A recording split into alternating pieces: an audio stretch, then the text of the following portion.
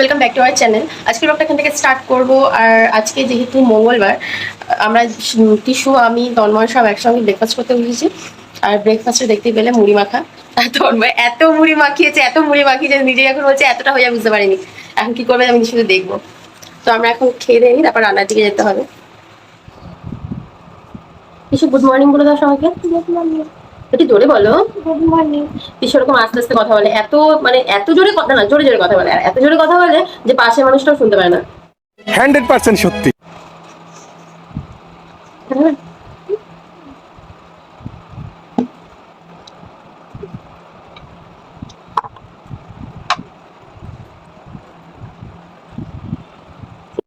আমি আর তন্ময় এসেছি বাজারে ভোলা মাছ নিতে। আমার অনেকদিন ধরে ভোলা মাছের কলা পাতা খেতে ইচ্ছে করছে, কিন্তু মাছের গন্ধে আমার পেটের নাড়ি বুড়ি সব উঠে আসছে।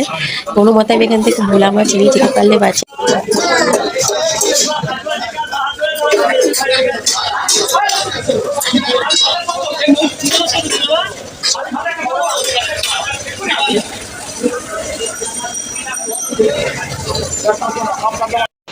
এই যে আমি কলা পাতায় মাছ ভাজা বসিয়ে দিয়েছি অলরেডি।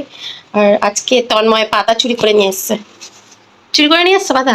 চুরি করে কেন, চেয়ে নিয়ে এস, না বলে। কোথা থেকে? পিসি বাড়ি থেকে? না বলে চেয়ে নিয়ে এস। না বলে চেয়ে নিয়ে এসছে। কি বলতেছেন আপনি? কি সব কথা বলতেছেন আমি বুঝতেছি না তো।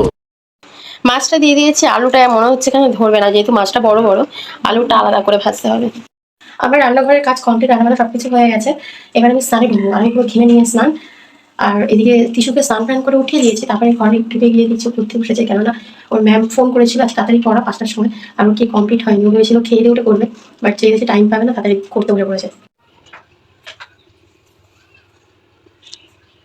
টিসু এখনই বসছো কেন? ম্যাম বলেছে পড়া আছে 5টায়। আচ্ছা তাড়াতাড়ি করে নাও, তারপরে খেয়ে নেবে। হ্যাঁ আচ্ছা কিছুটা করো, তারপরে খেয়ে তারপর করবে। হ্যাঁ আমার স্নান হয়ে গেছে, স্নান করে এই বেরোলাম। এবার টিসুকে খাওয়াবো, কেন অনেকটা বেলা হয়ে যাচ্ছে, কেননা তোর ওর আবার পড়া আছে, ওর খিদেও পেয়েছে। তোকে খাইয়ে নি, আর নয় তো ওর প্রবলেম হয়ে যাবে।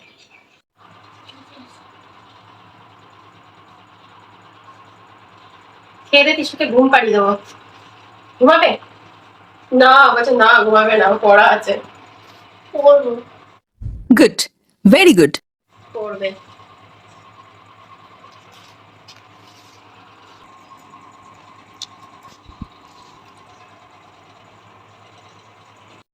A few moments later. আমাদের টিসু গুবলি হয়ে গেছে রেডি, তাই তো টিসু? এখন টিসু পড়তে যাচ্ছে, আর টিসুকে আমি দিয়ে আসবো। আর আমার অ্যাসিডিটি করে গেছে, ওই জন্য তন্ময়কে বললাম তুমি যেও না, আমি দেখি গিয়ে হাঁটলে যদি একটুখানি কমে। তো এখন আমি টিসাকে দিতে যাবো। চলো নিয়েছো তুমি দিবা? আসছি।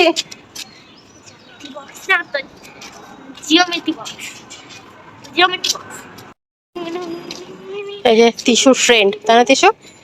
হ্যাঁ ফ্রেন্ড না বলো মাম্মা। এই দেখো এটা আমাদের স্কুল, আর এই পাশে একটা তেঁতুল গাছ আছে, জানি না অন্ধকারে হয়তো দেখতে পাচ্ছ না। এই পাশে তেঁতুল গাছে আগে আমরা ছোটবেলা তেঁতুল পাড়তে আসতাম, আমার অনেক তেঁতুল হতো, এখন বাচ্চারাও যায় না আর তেঁতুলও হয় না।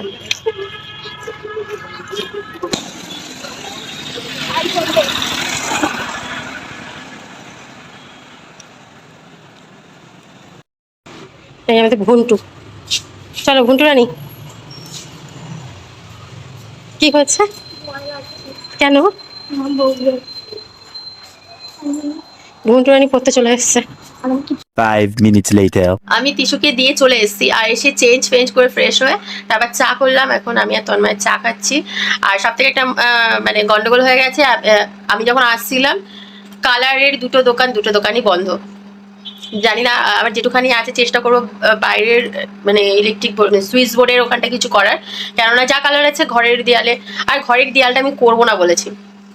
ঘরের দেয়ালটা কিছুই করবো না, কেননা সব দিক দিয়ে কালার দিয়ে করে রাখলে সব দেয়ালে মনে হবে যেন স্কুলের দেয়াল কালার করেছে।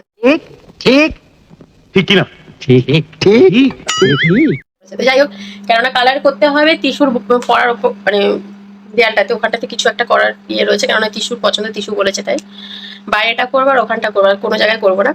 এই সামনের দেয়ালটা যেখানটা ভেঙে গেছে ওখানটাতে পিসবোর্ড দিয়ে কিছু করার চেষ্টা করবো, দেখি কি করা যায়। এখন পিসবোর্ডও আনতে হবে।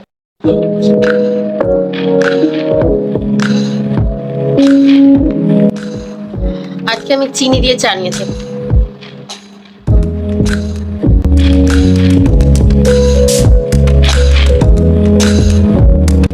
কদিন ধরে পাঞ্চে চা খাচ্ছিলাম, বাট আজকে মনে হলো তন্ময়কে যদি চিনি দিয়ে চা করে দিই, মনে হলো চিনি দিয়ে চা করে দেয়।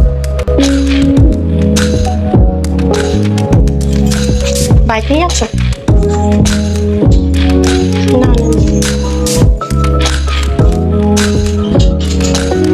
তন্ময় চলে গেল তিশাকে আনতে, আর আমি এখন আলু ভাজবো।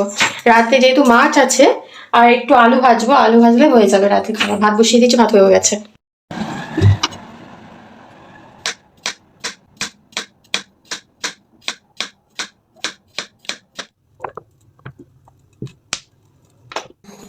আমার এখানে আলুটা ভাজা হয়ে এসেছে। এবার আমি একটু তিশাকে একটু পড়াবো, কারণ কালকে ওর যেতে এক্সাম আছে, তারপর ম্যাথ, ওটা তো ভীষণ থাক। আর এই আলু ভাজাটা এখন ভাত টান করেন টিসু আর তন্ময় খাবে।